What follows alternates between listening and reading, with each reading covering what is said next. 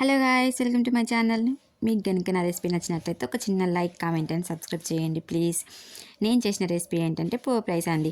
మనకి ఇంట్లో అసలు ఏం లేవు అనుకోండి, కాయగూరలు అసలు వండటానికి ఏం లేవు. సాయంత్రం అయింది, ఇప్పుడు బయటికి వెళ్ళాలా, మనకి బయటికి వెళ్ళాలనిపించలేదు అనుకోండి, తేవాలి ఇప్పుడు బయటికి వెళ్ళాలనిపిస్తే మన ఇంట్లో ఉన్న వాటితోనే మనం పోపు రైస్ లాగా చేసుకోవచ్చు అండి. ఈవెన్ మిరపకాయలు లేకపోయినా పర్లేదు, లెమన్స్ అయితే మనకి మామూలుగా ఆప్షనల్ అండి. ఆప్షనల్ ఉంటే వండుకోవచ్చు, లేకపోతే లేదు. అసలు ఏం లేకపోయినా నడుస్తుంది అండి. మామూలుగా కారం, ఉప్పు, గరం మసాలా అలాంటివి సరిపోతుందండి. మామూలుగా అన్నం మీద వండేసుకొని అందులోనే ఫస్టే ఉప్పు వేసేసుకోవాలి. మనం ఎప్పుడైనా అన్నానికి మాత్రం ఉప్పు వేసుకోవాలండి, పోపుకి మాత్రం వేసుకోవద్దు. పోపుకి వేసుకుంటే అసలు అన్నానికి అసలు ఉప్పే పట్టదండి.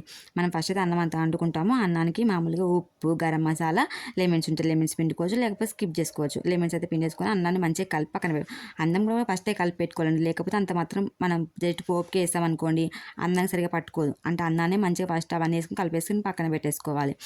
మా ఆయన అయితే నేను పోపు రైస్ బాగా చేస్తాను, ఇంకా కారపొడి బాగా చేస్తాను. మా చుట్టాలు అయితే నన్ను హైప్ చేస్తారు.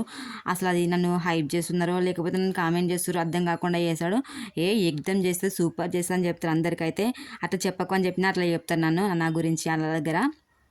తర్వాత మనకైతే గంజు పెట్టేసుకొని అందులోనే మనం మామూలుగా మనం పోపు ఫ్రై మనం ఇది చేసుకుంటాం కదండి, లెమన్ రైస్ కానీ లేకపోతే మనము చింతపండు పులుసు, పులిహోర చేసుకుంటాం కదా, అలాంటివి చేసుకున్నప్పుడు మనం ఏవైతే పల్లీలు, పచ్చిశనగపప్పు, మిర్చీలు ఉంటే మిర్చీలు, లేకపోతే దాని బదులు కారపొడి వేసేసుకోవచ్చు. అది కూడా మనం అన్నానికి కలిపెట్టుకోవాలి. కారపొడి ఉంటే మాత్రము అవన్నీ మంచిగా మగ్గిపోయిన తర్వాతకి అందులోనే జీలకర్ర, ఆవాలు, పసుపు వేసేసుకోవాలి. ఎందుకు లాస్ట్లో వేసానంటే ఫస్ట్ వేస్తే మొత్తం మాడిపోతాయని లాస్ట్లో వేస్తానండి ఎప్పుడైనా కూడా.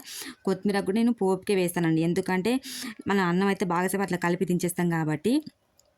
అట్లా దించేసినప్పుడు పచ్చి పచ్చి వాసన వస్తుంది కొత్తిమీర, కానీ నాకు అట్లా నచ్చదని నేను పోపుకే వేసేస్తాను. వేసేసి అందులో అన్నం కలిపేసుకొని దించేసుకుంటే మనకు కావాల్సిన పోపు అయితే రెడీ అయిపోతుందండి. టేస్ట్ మాత్రం బాగుందని నేను కూడా తిన్నాను. మా ఆయన సూపర్ చేసినామని చెప్పారు. మీకు నచ్చితే లైక్ చేయండి, కామెంట్ చేయండి.